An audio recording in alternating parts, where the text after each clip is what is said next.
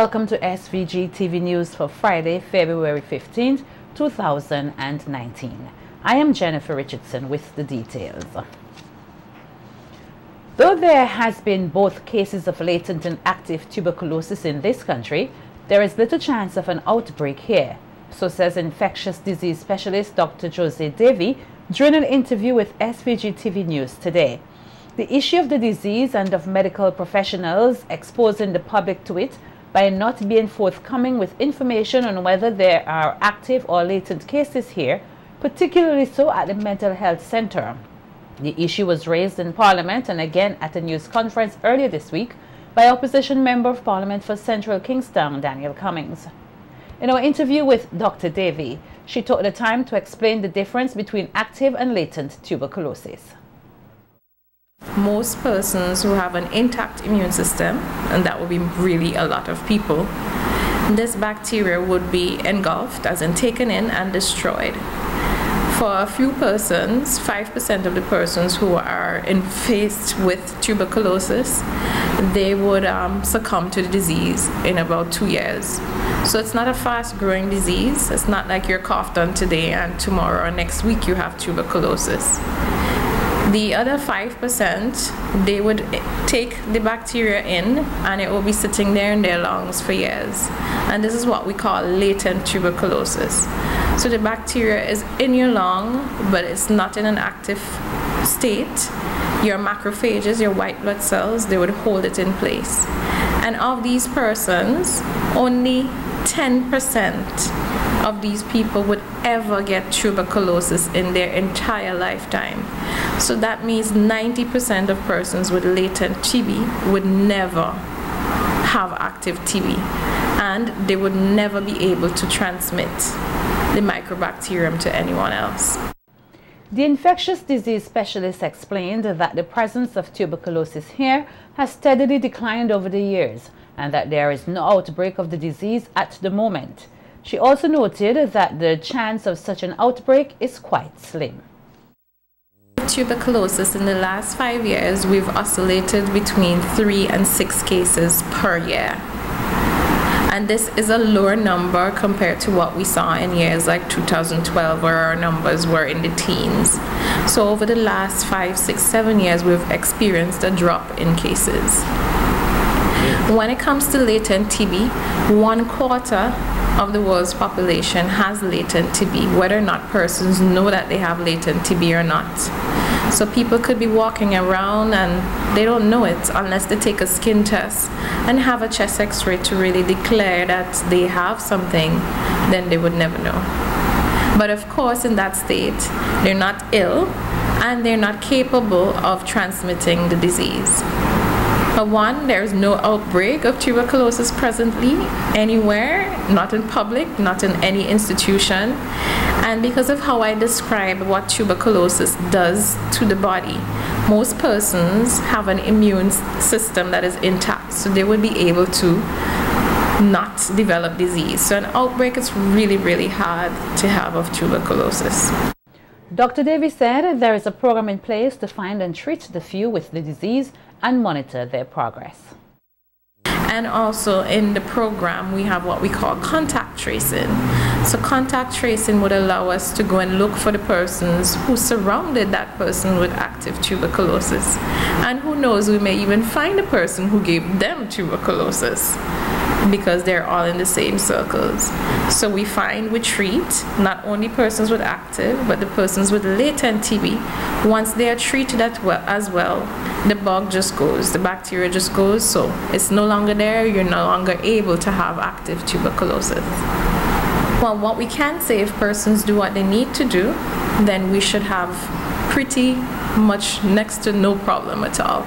But sometimes we do find that persons are diagnosed with tuberculosis and you say to them the treatment is for 6 months, they show up for some of the months and then you can't find them after, you have to send to look for them and then you have to start the treatment all over again.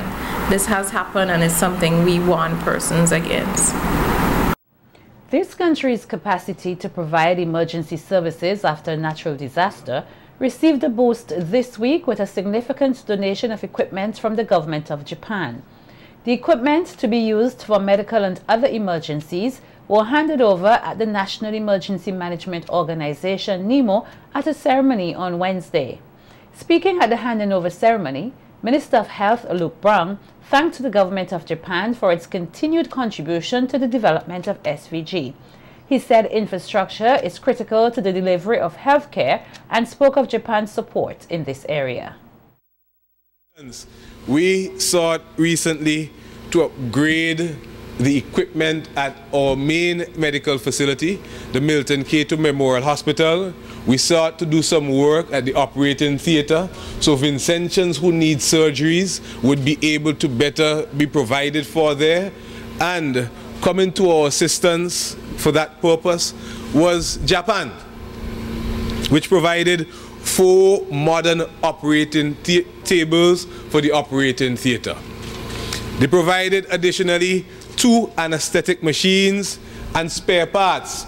They provided 2 lung ventilators, 2 suction machines and spare parts for the suction machines, as well as 5 nebulizers. That is a significant contribution to our healthcare. Under several initiatives, St. Vincent has been able to develop its capacity to the point where we could now do world-class, highly specialized surgeries at the Milton K2 Memorial Hospital. Speaking about some of the equipment donated, Minister Brown said they would assist greatly in providing unique medical services to the people of SVG. Isolation tents, they each having its own purpose.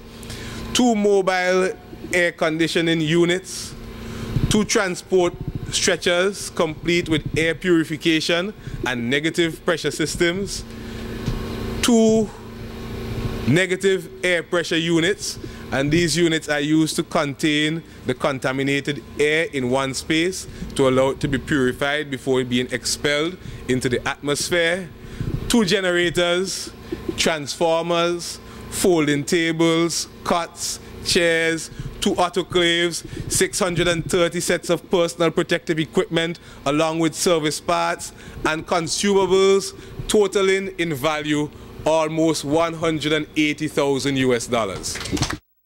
The health minister took the opportunity to speak on other projects for which the Japanese government has lent support to the government of SVG over the years. It would be remiss of me if I didn't mention the grassroots initiative, because we got several critical pieces of equipment under this grassroots equipment project. Equipment, in fact, valued at $90,000 US, and including a bronchoscope with accessories, blood bank equipment, and you would see very soon that we're preparing to roll out a mobile blood bank which would assist us with obtaining donations of blood and other aspects of health services. We got urology equipment, and I wanted to consider the urology equipment very importantly because of the particular problems we have in our population and the way in which our services in relation to urology were limited before this equipment or these pieces of equipment arrived. Very important contribution. And as I say, that amounted to in the vicinity of $90,000 US as a donation.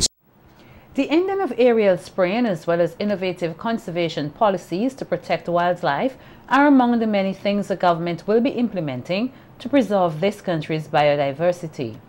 Speaking at the launch of the SVG Conservation Fund earlier this week, Minister of Health Luke Brown said protecting biodiversity is a priority of the government and highlighted a project designed to protect the national parrot. Their own needs. And biodiversity is a critical component. The Minister of Agriculture spoke about what we did with respect to turtles.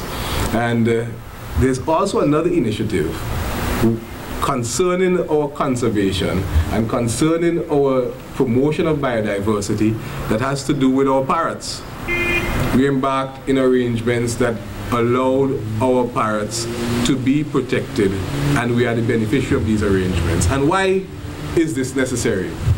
It is necessary because given our condition of life here in St. Vincent and the Grenadines, where we are exposed to the threat or possibility of a volcanic eruption, for instance, which could wipe out our parrot species.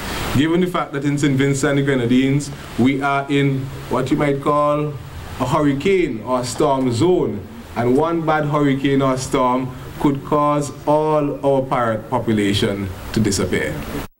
Meantime, Agriculture Minister Sabota Caesar spoke on what will be gained when SVG ends aerial spraying this year. I want to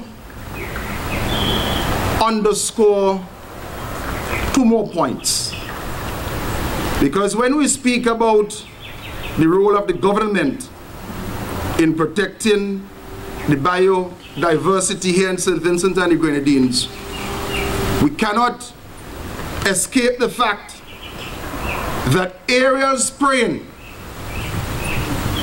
still occurs here in St. Vincent and the Grenadines. And during the period 2019, we are going to see this brought to an end. We are going to ensure that those persons who produce bananas and plantains, that we increase the ground crews to target these fields in particular. But in 2019, we cannot have a spray plane with all the concerns of health and other issues covering the whole country with those chemicals. 16 participants have been selected to compete in the National Corporate Public Speaking Championship.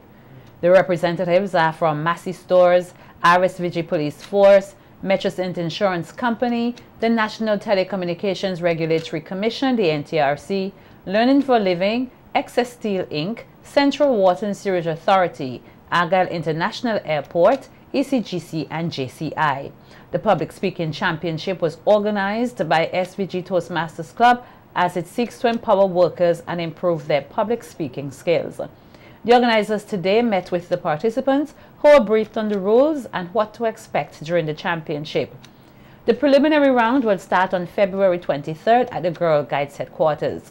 Organizers said the competition promises to be of a superior standard.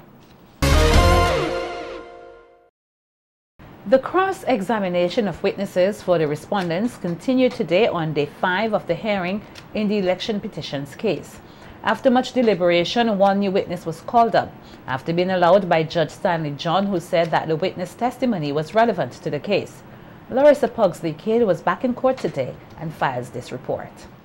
The cross-examination of former Supervisor of Election Sylvia Findlay Scrub continued today, in which the petitioner's lead attorney Stanley Stocky John sought clarity from Findlay Scrub on whether she opposed an application for inspection of ballot boxes for the December 2015 elections. Findlay Scrub answered in the affirmative, and when asked why, she stated because it was her understanding that votes cast were same and never received any complaints by anyone of discrepancies. And if there were any such complaints, they would have certainly ensured the rule of law was applied.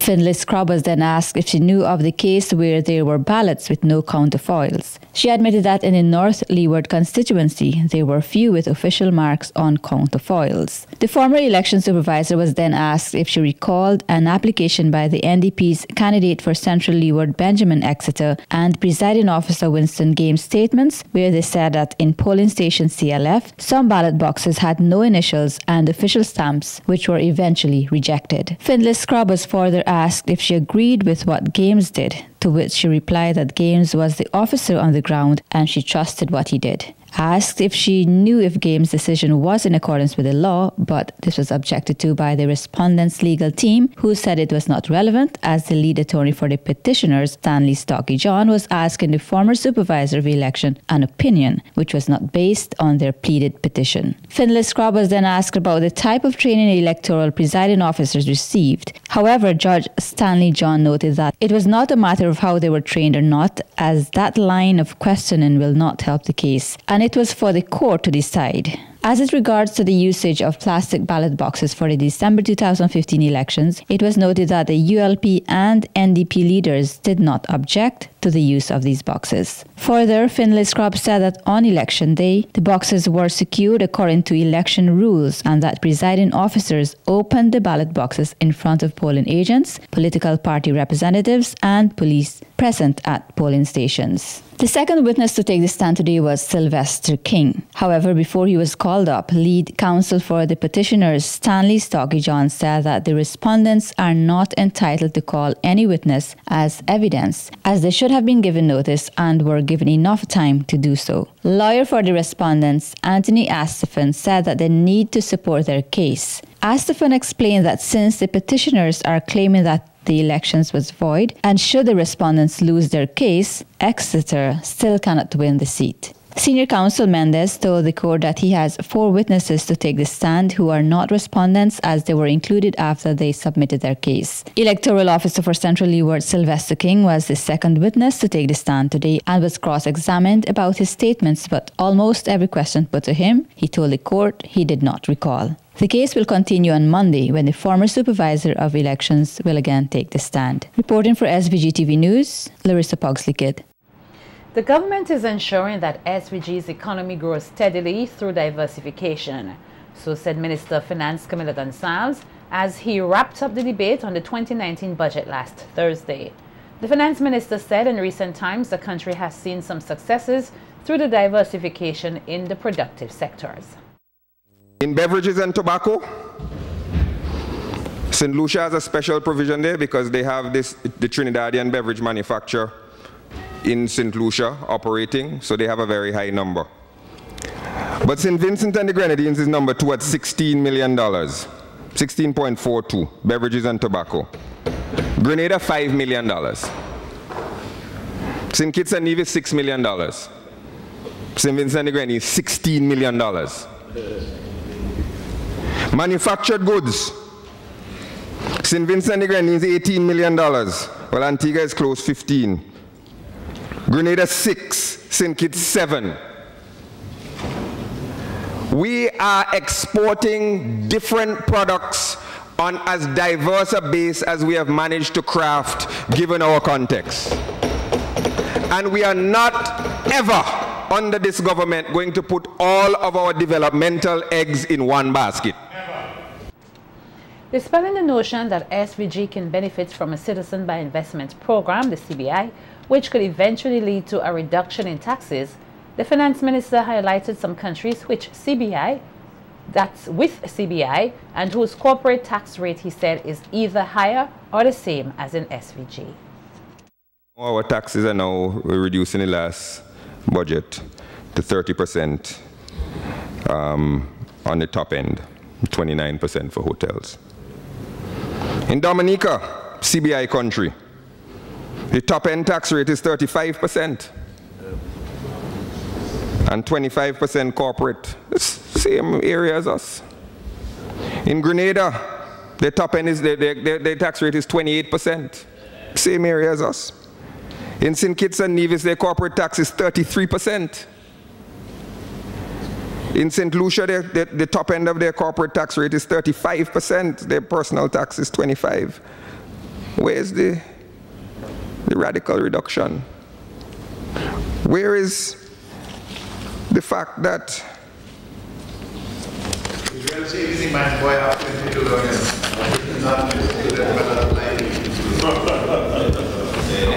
in St. Lucia, the debt, the national debt is rising. It's increasing despite the presence of citizenship by investment. Now, Minister Gonsalves said the government is not looking for fast money, but to take the country forward with its productive sectors. It's going to end soon, I say, and he says, well, make hay while the sun shines. And the honorable member for West Kingston said, CBI is like free money. Free money. That's where we are developmentally. Free money. We're looking for free money? Yeah. The only time I see free money is when I open my email and I see these things from Nigerian princes saying that if I answer them, I'll get $38 million or something like that. There's no free money in national development. Never. There might be cheap money, there might be affordable money, but there's no free money. He doesn't understand that. That's gone. We choose not to look for free money, but to transform the basis of our economy, develop our human capital, and take this country forward in productive sectors.